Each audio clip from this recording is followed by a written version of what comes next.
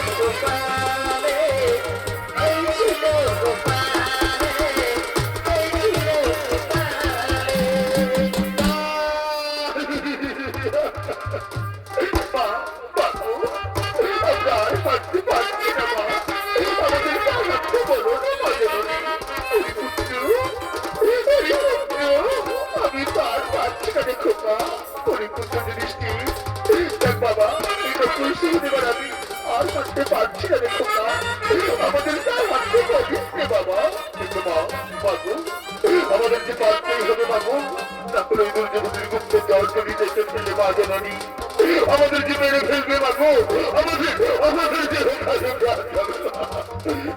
বলছেন চিন্তা নেই দাদা, এই গভীর গহন অরণ্যে আর যখন পারবো না বলছি, তুমি তাদেরকে আর কষ্ট দিও না। শোনো দাদা, ওই মা এবং ভাইয়েরা এই বড় বৃক্ষের গলায় বিশ্রাম করুন, আমি এই গহন ভোট বাধা দেবো, দেখি পর্যন্ত যেন আর তোমাদের কি ক্ষতি করতে পারি। যাও ভাই যাও, তোমার মায়ের কোলে মাথা রেখে নিশ্চিন্তে ঘুমিয়ে পড়ো, আমি কথা বলো তাহলে ভীমসেন এবং এই গভীর গহনে বাধা দেবো, দেখি পর্যন্ত যেন আর তোমাদের কি ক্ষতি করতে পারে। যাও দাদা যাও, তোমার মায়ের কোলে মাথা রেখে নিশ্চিন্তে ঘুমিয়ে পড়ো। তাই মাথা গুরুজির কোলে মাথা রেখে যুধিষ্ঠির অর্জুন নকল সহদেব ঘুমিয়ে পড়লেন। আর মহাবলশালী ভীমসেন একাকে পাহারা দিয়ে চলেছেন সেই গভীর অরণ্য। সেই অরণ্যে বাস করে দুই রাক্ষসী ভাই বোন হিড়িম এবং হিড়িম্বা তাদের টিকিটি করতে করতে পরবর্তী করিতেছেন।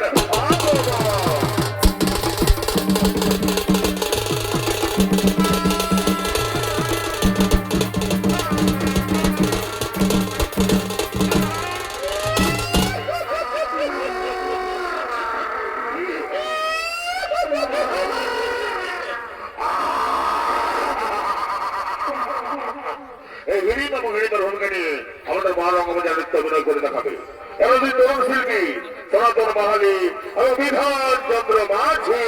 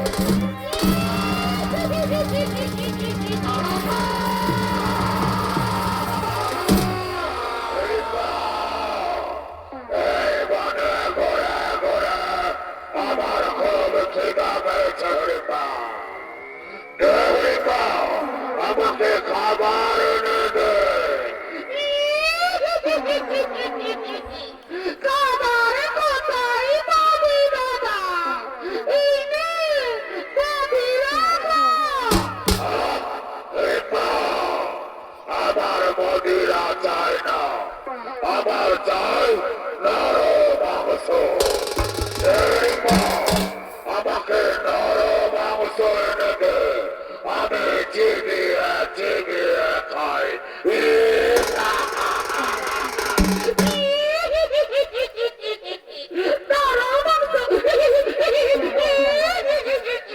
তাই যাচ্ছি দাদা, তাই যাচ্ছি।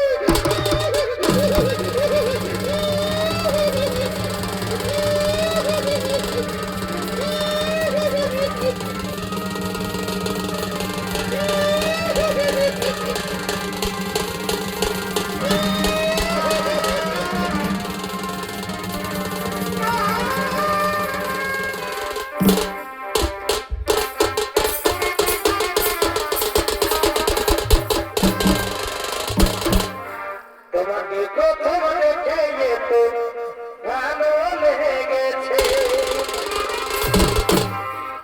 এই ভালো লাগাই মনটা প্রেমে পড়েছে। কে তুমি সুন্দর সুপুরুষ, কি বাহুকে মনে মধ্যে করেছে আগমন, কি বান্ধব নাম, কোথা দেব ধাম, কি বান্ধব পরিচয়। তার আগে বলো, কে নারী, তুমি কে? যার রূপের ছেলে গহন মনের অন্ধকার দূর হয়ে যায়। তুমি কে নারী? তোমার কি পানির মায়া দয়া নেই? একাকি নেই গহন মনে করেছে আগমন, কি বান্ধব নাম, কোথা দেব ধাম, কি বান্ধব পরিচয়। আমি বললাম এই বনে রানী, নাম আমার ফুলকুমারী। আমি ফুলে ফুলে মধু খেয়ে বেড়াই। আমি তোমার